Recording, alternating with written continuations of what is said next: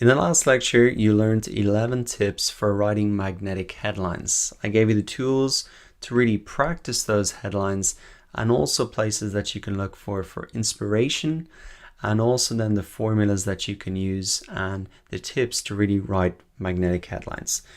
Now that was really the most important part of our AIDA formula, the formula that we're using to structure powerful sales copy. And that really finished off with attention. Now in this lecture, we're going to cover interest, desire, and action. And this is really the remaining parts of the formula. We spent a lot of time on attention because it is the most important part of copywriting. If you can't get their attention and get them into the top of this funnel, then you will not have success with the other parts. So we spent 80% of our time talking about AIDA because or talking about attention, because that is the most important part to work on. But now that you're confident with that, the next step is really to move on to interest. And I think a great way to think about these next two steps are to look at them like this. I think what I was confused about before was what's the difference between interest and desire? Where does interest start and desire stop? I think an easy way to think about this is first you've got to really connect with the problem. If you want to get their interest, the first thing that you have to do is really connect with their problem. Show that you understand their problem so that they know that what you're even talking about is relevant to them.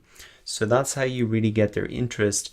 And then in order to get their desire, you've got to make them really feel the transformation that your solution is going to offer. So another way that people structure presentations is problem solution. And I think that really fits in nicely here.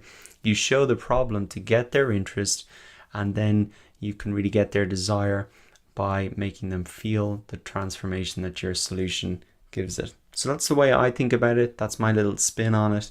And I hope that helps you understand it a bit better.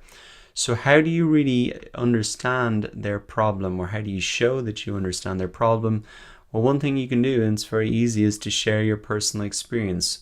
You may have some personal experience with the problems that you encountered, that they're encountering, and that's a very easy way to really create more rapport with your readers. Another thing that you can do is share customer stories. Like you could be selling a piece of software, and you could say, Mary, who's a manager, was having XYZ problem, and they can really identify, yes, I'm similar to her and I have those problems as well. Another thing that you can do is really share fictional stories, so you can make it entertaining and use humor. And one good example that I came across before that did that is this article here, the headline, how to develop your buyer persona and reel in better customers. And he gets straight into it with a very interesting question, and then a kind of a story, a fictional story, to really keep your interest. So he talks about, if you wanted to catch a fish, how would you do it? And then he really talks about the problem. Well, you could throw a line in the ocean and hope for the best. And that is really the problem that people have in terms of developing the buyer persona, not having a strategy or a way to do it. And so he sets up the problem, helps you identify with it and understand it, and then he goes on to give the solution later on. Now, another way that you can really show that you understand their problem is to share other people's stories. Here's a great example of that. This is a blog post by James Clear, and it's not so much a sales letter, but I think he uses the technique here, and it's a good example. So here's the headline: this coach improved every tiny thing by 1%, and here's what happened. So in 2010, David faced a tough job. So straight away he's talking about, and this is really relevant for anybody who's faced a tough job. So that's the problem that he's really identified. He's connected with the problem because he's showing a story about Dave, who also faced a tough job. So you know that if you've had a tough job, or you're experiencing a tough job, or you're going to be having a tough job, this could be something that's going to be relevant. And here's really the tough job: that no British cyclist had ever won the Tour de France. So nobody had ever done this before. How was he going to find a solution? That's something that the readers of this blog might be facing themselves. And then he really gets into the the approach and how he actually went about resolving that tough job and doing something that nobody had ever done before. So I think those are some interesting examples about showing that you understand the problem. Another one that you might be more familiar with is, say, those infomercials on TV. They start off, they're black and white, the person looks depressed, they highlight some of the problems very quickly, and it becomes easy to identify with those problems. And then they set it really up for the next step, which is to create some desire and make the person really feel the transformation. So that's what you want to do after you have really connected with their problem. And what you want to do is really build interest for your solution and show how it can really solve their problem. The end goal is to really cause a shift in their mind and get them to start imagining themselves in your solution.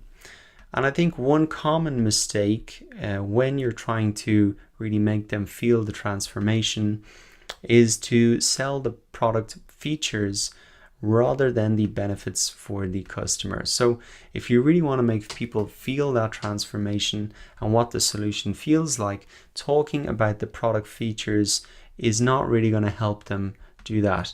For example, there's a famous drill example. People don't buy a drill to have a drill. They buy a drill because they need a 3/4 inch hole in the wall. That's really the benefit for them.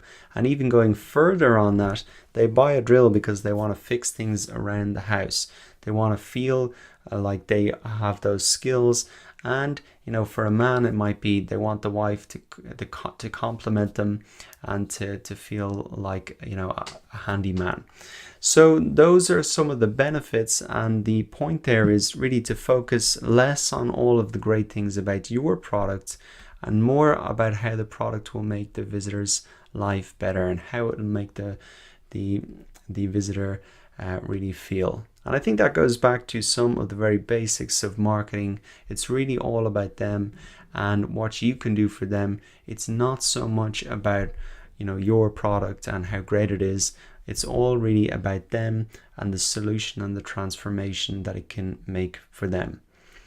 So that really, now once you've presented the problem and you have showed them the solution to their problem, the next step is really action. This is the final step in the AIDA process. And what you want to do is really lead your readers to action. The CTA, the call to action, is the final instruction for your reader. You've worked hard by now. You've got their attention, you've hooked their interest, you've created desire. So isn't it appropriate really to ask for action now? And here's really 5 tips to create an irresistible call to action. The first thing is really to have a call to action, and not only have it, but have it on every single page. Everything that you should write should have a call to action. After all, you're creating that content for a specific reason.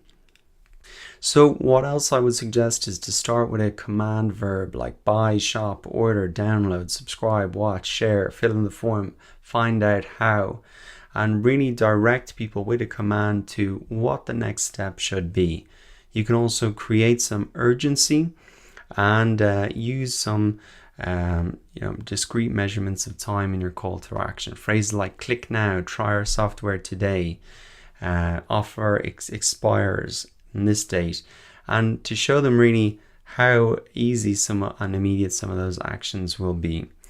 One other tip is to really use contrasting colors to draw attention to that call to action, and that can be simply something like a bolded piece of text, or you could actually add in additional colors to really make it stand out. The final tip is to really use a no obligation statement that removes or reduces risk. So I'll give you an example of this plus the other tips here, and it's really from Udemy itself. They use a call to action called take this course rather than buy now. So here's an example of that. It's actually a free course. So this is start learning now. So they're starting with that command verb. They're using that urgency now. It's in a green button. It really pops off the page. The call to actions in a very visible location as well on this sales page. So there's an example of really the call to action, and really the script is in the video here and also down below. So for a sales page like this, the setup is very similar. There's the headline, the interest and the desire will be created in the video, and then the call to action will be at the end. To recap then, in this lecture you learned that after you get the reader's attention, the next step is to get their interest. And the way that you can get their interest is really by connecting with their problem, showing that you understand their problem. And the way that you can highlight that is really by telling stories of personal experience, customer stories, fictional stories, or other people's stories. After you have their interest and have identified the problem that they have, the next step is to start to show them the solution and really get them to want and desire the solution that you have. The way that you do that is really make them feel that transformation and really seeing the benefits of your product rather than just the features. After you have presented the solution and showed them how it's going to make them feel, the next step is to really lead them towards action. And you can lead them towards that action with these call to actions. You should have a call to action for every page. Start them with a command verb and make it stand out. Use colors to really make it pop off the page.